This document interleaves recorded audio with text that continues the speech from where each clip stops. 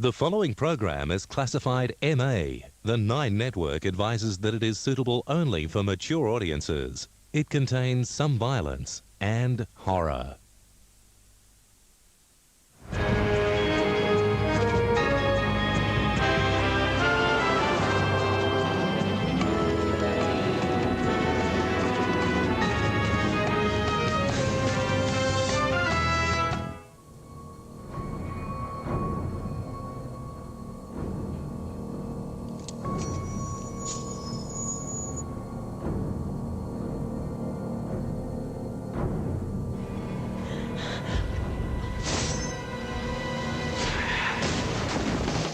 Stars goes on the set of the ultimate heavyweight matchup of the summer, Freddy versus Jason.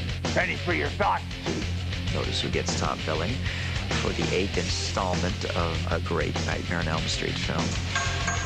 This time I'm meeting my match with Jason Voorhees. Jason is obviously much bigger, much stronger than Freddy. But Freddy is much smarter than Jason. These two giants of the horror movie world going head to head. Welcome to my nightmare. I was so excited that these two guys were both scared the hell out of me fighting each other. And I'm here, I'm in the middle of it. Freddy versus Jason is something that, it's an idea that I came up with putting the two of them together almost 10 years ago. I said, gee, this could really be a good idea, but now that it's all come together and I finally get to see it, I say, this is a great idea. This is the ultimate, roller coaster ride and a popcorn movie. In horror movies, that is kind of more of a serious take on the horror movies, the way they were intended. There was this man, but he was more like a monster, really. We could call him Freddy, and he was so real. Needs to install fear into his potential victims. The children, the relatives, the offspring of the original vigilante parents that burned him and sent Freddy into his sort of nebulous purgatory where he dwells and plots his revenge. What happened? I don't know. I don't know. Nobody knows. There's a bunch of kids who get stuck in the middle and try to get out or try to fight them. We have to muster up our strength and our gumption, and we get in there and we fight these two terrible killers. Get real. You're not even scary. And what's with the butter knives?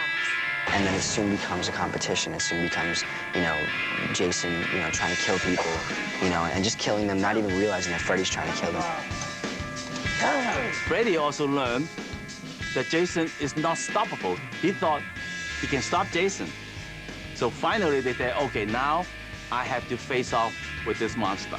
I'm afraid of you. Now that we're in the real world, huh? There's the dramatic question is who's tougher, because neither one of them has ever been able to be defeated. I'd have to say Jason is tougher, just because he's just humongous. And Freddy is a little more creative and smarter and sort of more weaselly and quicker.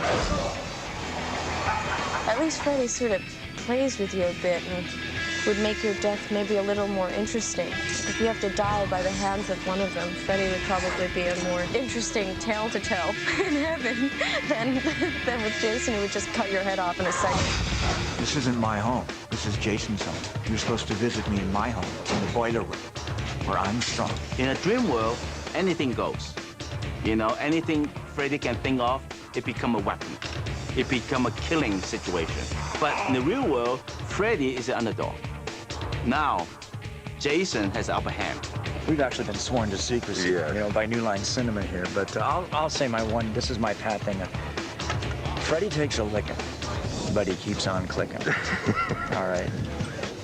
He holds up, let me tell you. He takes a good beating, but so does Jason. So, you just have to wait and see where those end up. Why won't you die? The reason that Freddy, I think, is so terrifying after all these years is that what he does is he goes in. I don't think anybody in this world can play Freddy Krueger except Robert Englund. Both of you need to take that first step at the same time. On action, step, right? He's so magical, and he's just so creative, and he figures out all these kinds of ways to just make Freddy more interesting, whether it's grabbing your face a certain way or even like the angles. He's just so technical. To watch Robert Englund on set is such an amazing thing because this is a character he's been playing for 20 years, you know, so he knows it so well. And he's got such a great, you know, enthusiasm for it too, you know. He's really like genuinely excited to be a part of it, even after all these years. It's infectious. We're having fun doing it. It's a lot of fun working with Robert. I gotta tell you, it's hard to get your motivation when he's being so nice all the time. I tell him to stop that. My motivation is the 4 hours it takes to put this on. Yes. You know, and also the fact that, you know, he gets in my light all the time. And as you can well imagine, it's like working with a sequoia. Jason can come out as a faceless, mindless source of death and just snatch your life away from you for no rhyme or reason. Jason's just sort of a little misguided. I like to call him a psycho savant. He's, you know, he's just sort of following a mandate, you know, kill all those bad kids. Freddie in this movie refers a lot to, you know, he's like, you got no style. And I think he's wrong, honestly. I think Jason does have a big style. You know, maybe it's not as cool or as, you know, Freddie's got the little Michael Jackson hat going on. It's very bloody. I have to get used to wearing a lot of fake blood all the time. The fact that it's a scary movie kind of freaked me out because I never watch scary movies. I'm terrified of scary movies. Freddy! The choice of Ronnie Yu to direct the film, given the fact that he is not American and that he comes from a very different background than Wes or I, the other people who have done the Friday and Freddy movies, I think it was a really good one. I think we're taking the whole visual sense of this movie to a brand new level. Okay, let's go. And I go back to the first original Friday 13 and the first original Nightmare. You know, I said, oh, this is the key. So from then on, so I'm so like a samurai, like, you know, my vision is like a samurai. Okay, this is it. This is the only way to make this movie. Very good, thank you, gentlemen. Right. We all think alike. Ronnie sees the whole story almost like a great comic book, like a Batman versus Superman. A great comic book, you know, with that classic graphic illustration storyboard sense to it. So it's like flipping the pages of some great giant coffee table comic that you've never seen before, where they've combined these two arch villains. I never have like proper like cinema school training.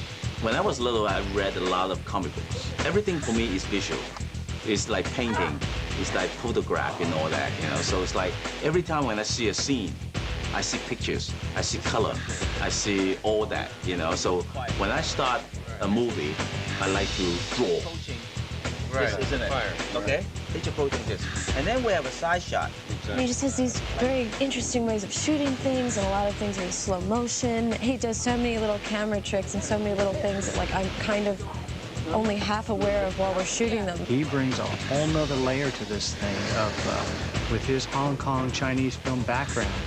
I think folks are going to be in for a surprise on this one. He's added a whole new flavor to the look, the style, even the acting. I just want to make sure that there's enough blood there to satisfy the horror audience.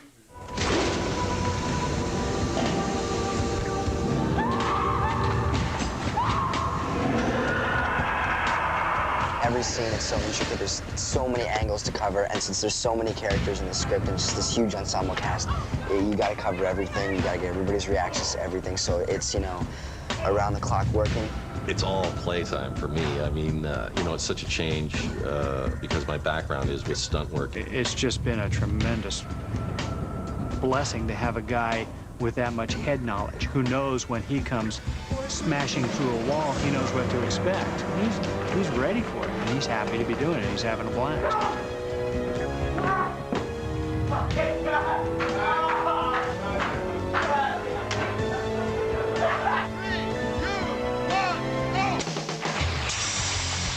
I did my own water stuff in this, and, you know, some of the fight stuff, but, you know, when you see Freddy blinded in hitting a wall or flying through the sky and landing in Crystal Lake on fire and things like that, you know, believe me, it's not me.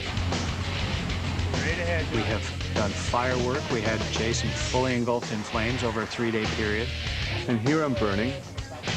And you can see right here, I'm burning. here I'm on fire. The wire work has just been phenomenal. I mean, we have sent these guys flying in every conceivable direction. We've had them flying into objects, through walls, upstairs, downstairs. I mean, it's just, you name it, we've done it. I directed a very different kind of movie 120 years ago, or whatever it was. And that was a very sort of minimalist, tiniest little story that we could do, and now we have a full-blown studio picture with all of the bells and whistles and all of the things that make a major action picture. And that's what Freddy versus Jason is. It starts and it never stops. It's just go, go, go, go, go all the time. There's new things revealed. There's the action is bigger and better than any of the other movies, and it's definitely going to be a thrill ride for the fans. They're really going to enjoy it.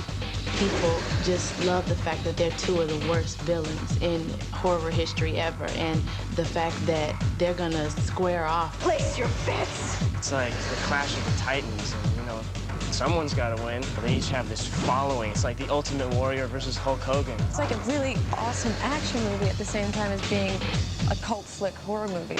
Lots of blood, lots of fears, lots of screams.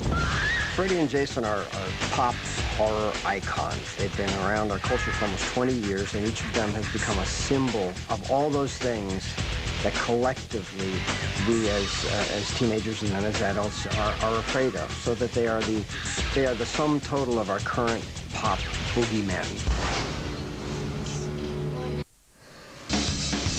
Freddy owns Jason. Freddy rides around on Jason. Maybe Freddy beats Jason to a pulp. I know what my fans want, and I know what they're going to get. That is, they're going to see the #1 monster of all time. As for his fans, I don't know, what, 10, 11 of them? The hell with them. I'll tell you, I'd rather wrestle this guy than have to get in the ring with little Chucky the Puppet Boy or Mike Myers. What is that, Mike? Is he a mime? I've never figured that out.